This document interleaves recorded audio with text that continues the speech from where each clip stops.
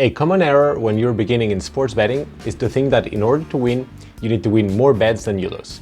This means that if you win more than 50% of your time, you will make money. However, it's not that simple. You can win only a few times, like 10 or 5%, and even less, and still be winning in the long term. On the other hand, you can be right very often, like 90% of the time or more, and still lose money. Hi, my name is Felix Riba, and after more than 6 years in the sports betting world, I created this channel to share my knowledge so that you can make money in the long run. There are other factors that come into play which are more important than simply being right often. One of those factors are the odds. Let's say we're looking for a new tipster to follow, and we have two tipsters to choose from. We know that tipster number 1 has a win rate of 60%, so they win 6 out of 10 bets, and tipster number 2 has a win rate of 30%, so they win 3 out of 10 bets they make. If you only had that information, we would clearly choose tipster number 1. But once we study them a bit more, we see that the average odds that tipster number 1 is betting on are 1.5, so you get $1.5 for every dollar you bet.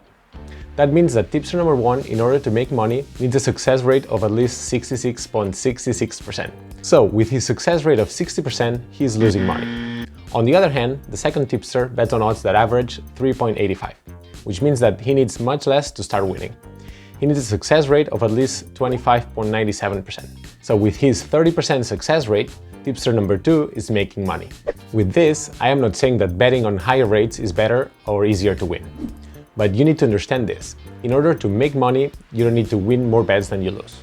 What you need is to be correct more often than the opposite of the average of the odds you bet on. You can calculate this with a simple division. Divide 100 by your average odds. With this division, you will know the minimum win rate percentage you or your tipster needs in order to start making money. Now you might be asking, what are the average odds? For that, you might need to keep a record of every bet you make. You might want to use a spreadsheet to keep track of that. And then you just average all your bets. It's simple.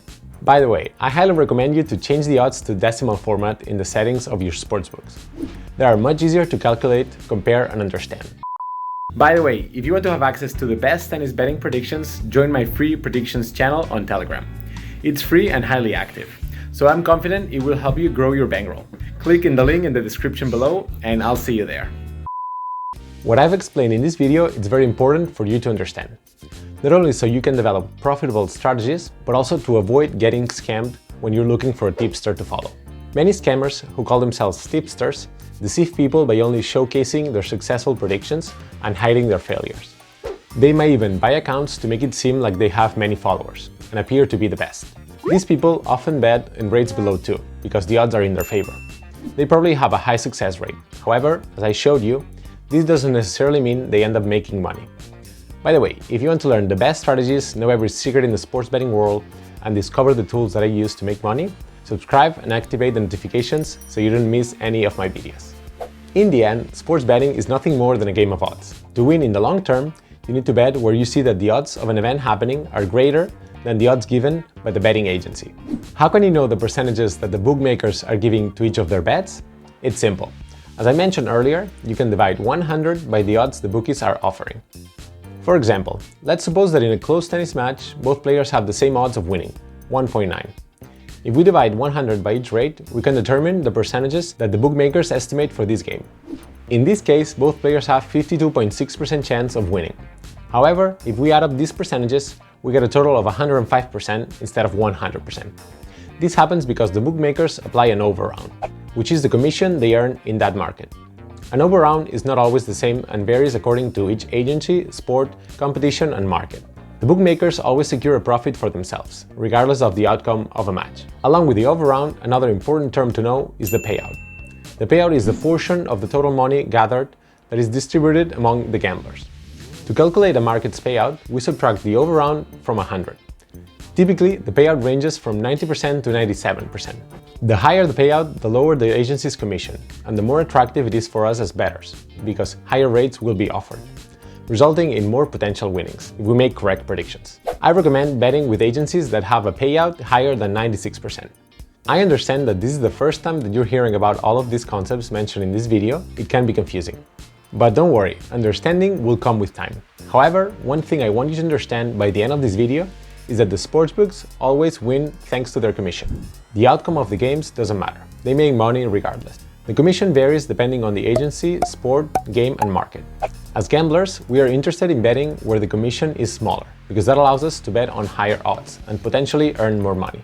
Now, let's discuss another important concept related to rates: liquidity.